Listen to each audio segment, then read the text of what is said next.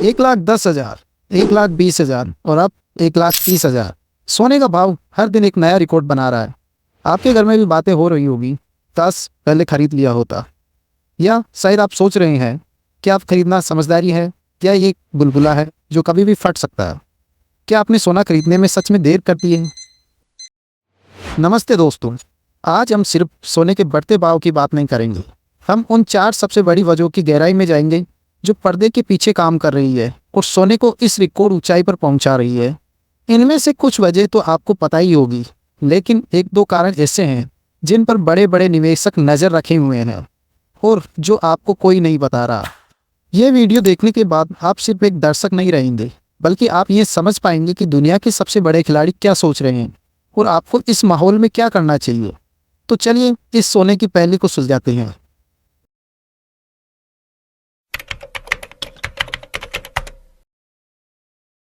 सोने की कहानी हमेशा डर और अनिश्चितता से शुरू होती है। जब भी दुनिया में तनाव बढ़ता है, चाहे वो 2 देशों के बीच युद्ध की स्थिति हो या कोई बड़ा राजनीतिक संकट, निवेशक हमेशा सुरक्षित ठिकाना ढूंढते हैं। 2025 में भी हम देख रहे हैं कि दुनिया के कई हिस्सों में तनाव कम नहीं हुआ है। इस हालातों में निवेशक स्टॉक मार्केट या करेंसी जैसे जोखिम भरे विकल्पों से अपना पैसा निकालकर ऐसी चीज में डालते हैं जिस पर हजारों सालों से भरोसा किया गया है, और वो है सोना।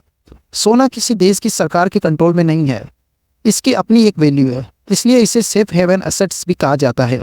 ये पहली और सबसे स्पष्ट वजह है। अब आते हैं कुछ वजह पर जिसके बारे में मीडिया में ज्यादा बातें नहीं होती। वो है दुनिया के सेंट्रल बैंक। जी हाँ, अलग अलग देशों की सरकारें और उनके सेंट्रल बैंक पिछले 2 से 3 सालों से चुपचाप सोना खरीद रहे हैं और 2025 में ये खरीदारी अपने चरम पर है। लेकिन क्यों? इसका जवाब है डी-डॉलराइजेशन।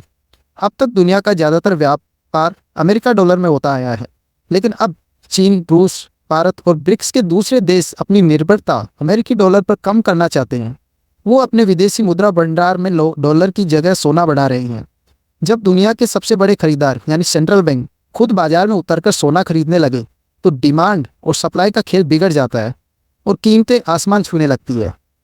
यह सोने की इस तेजी के पीछे का सबसे बड़ा और लॉन्ग टर्म कारण है।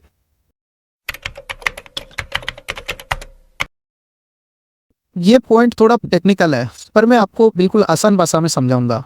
सोने की कीमत का सबसे बड़ा दुश्मन होता है ब्याज दरें।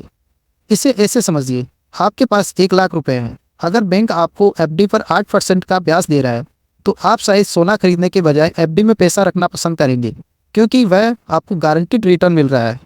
सोने पर तो कोई ब्याज मिलता नहीं। पिछले कुछ समय से अमेरिका के सेंट्रल बैंक ने महंगाई को कंट्रोल करने के लिए ब्याज दरें बढ़ा रखी थी, लेकिन अब अक्टूबर 2025 में अमेरिकी अर्थव्यवस्था में सुस्ती के संकेत मिल रहे हैं।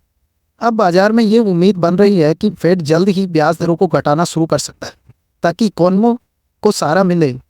और जैसे ही ब्याज दरें कम होने की उम्मीद जगती है, सोना निवेशकों के लिए ज़्यादा आकर्षक हो जाता है। लोग एफडी और बॉन्ड से पैसा निकालकर सोने में लगाना शुरू कर देते हैं। बाजार हमेशा उम्मीदों पर चलता है और ये उम्मीद आज सोने की कीमतों को हवा दे रही है।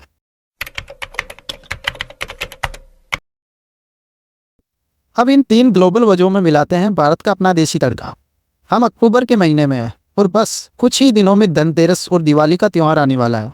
भारत दुनिया में सोने के सबसे बड़े उपभोक्ताओं में से एक है। त्योहारों और शादियों के सीजन में भारत सोने के फिजिकल डिमांड अपने आप बढ़ जाती है। तो एक तरफ दुनिया भर के सेंट्रल बैंक और निवेशक सोना खरीद रहे हैं और उसी समय भारत का आम नागरिक भी अपनी परंपरा और निवेश के लिए सोना खरीद रहा है।